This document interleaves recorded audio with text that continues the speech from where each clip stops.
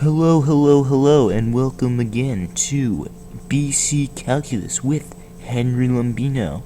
Alright, today we're on section 4.7, which deals with La Hôpital's rule. Very French, you understand? It's not French. I have no idea what nationality. I don't even think it is nationality, or what nationality La Hôpital was, or if I'm even pronouncing it right. Anywho, so this problem. So basically what L'Hopital's rule is basically a way to find the limit of a function as x approaches infinity or as x approaches 0. So what it requires is we need to get something over something. And if those two things both go to the same limit, then we don't know what happens to them because they cancel out, and then we're like, what's going on? Does it go to 1? Does it what's going on?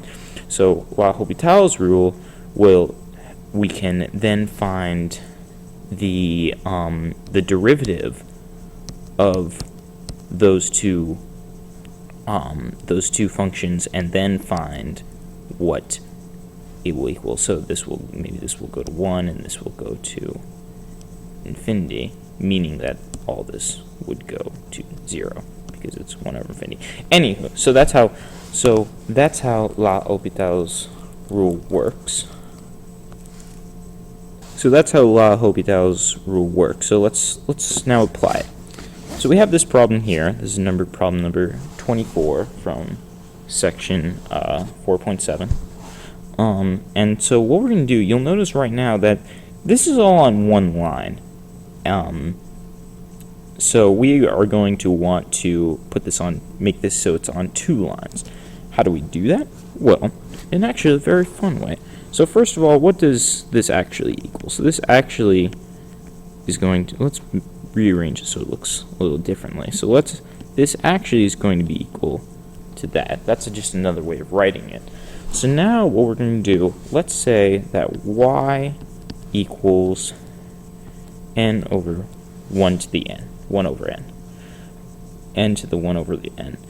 And so what we're going to do is, so ln of y is equal to ln of n under n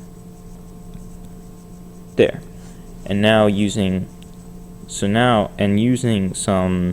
of our clever handy-dandy math skills, we now can turn this into 1 over n times ln to the n, which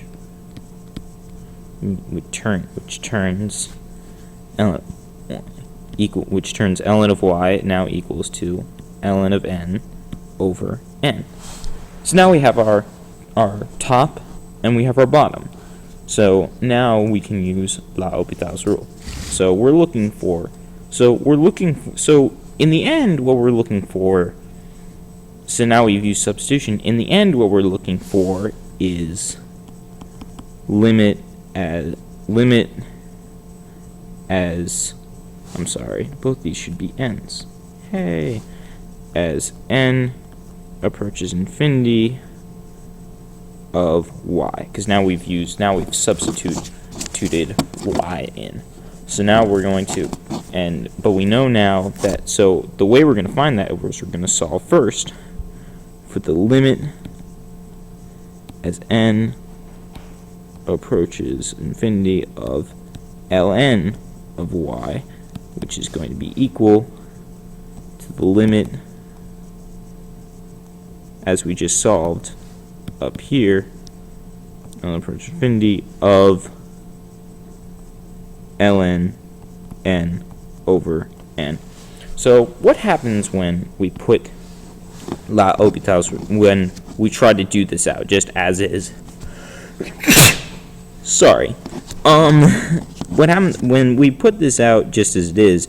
We find that the top goes to infinity and the bottom goes to infinity. Now that doesn't really work out for us because we don't really learn anything from that. We don't know what it goes to. So let's try to find the derivative of these two. So the derivative, so So the derivative of ln of n, so d over dx of ln of n is going to equal 1 over n, and d over, I guess this should be dn, I'm sorry, the derivative of n is going to equal just 1. So using L'Hopital's rule, we now can find that the limit as n goes to infinity, we now can turn this problem into the limit as n approaches infinity of 1 over n over 1. Because we just used the derivative. We just found the derivative too, and we know because of L'Hopital's rule again that the limit of this is going to be the same as the limit of that. They're going to be equal. So, and through that we know that that's going to be the same as that. But that's taking it a step too far. So now let's solve. So now we solve this. This is going to be much nicer. So anything divided by 1 is going to equal the same exact thing. So it's going to be limit of n approaches infinity of 1 over n. As n approaches infinity, and it gets infinitely large, which means that this gets the thing as a whole gets infinitely small. So this is going to go to 0. Yay! So we solved that. But now what do we do with that? What do we do with that? So if we know that so now let's sidetrack. So now that we know that, so what were we solving here? Remember, if we want to go back, we were solving for the limit as n approaches infinity of ln of y, which is weird. So now what we just solved is basically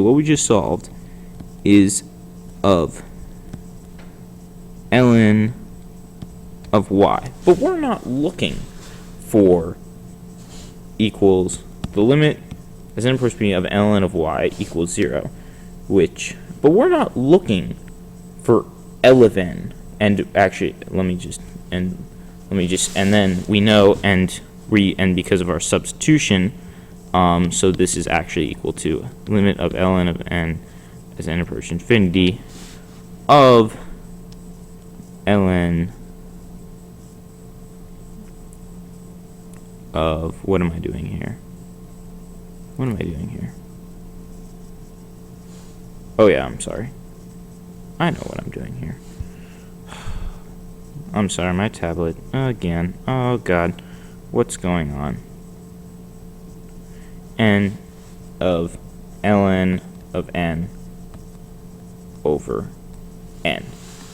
So, oh no, I'm sorry. Which is basically, gosh. Okay, I'm sorry, I did some things out of order. So we know that the limit of ln of y as n approaches infinity equals 0. But we're not looking for the limit of ln of y. We're looking for just y on its own. But we know that for the limit of ln of anything to approach 0, the y has to be going to what is it? It has to be going to 1. Yeah, so we know that, so since this equals 0, the limit of ln of y equals 0 as n approaches infinity, we know now that the limit as n approaches infinity of y equals 1. So now we can just plug in our original substitution, which is limit of n as n approaches infinity of L of 1n equals 1, and then just for clarity's sake, just to get it back to the original way it looked, infinity of ln there you go. So by using substitution of y, we were able to, and then adding the ln, which helped us break it down into a top and a bottom, we were able to solve this problem. So we had that cool split, as we used some crazy little thing, as Mr. Seamon talked about in class, to solve it.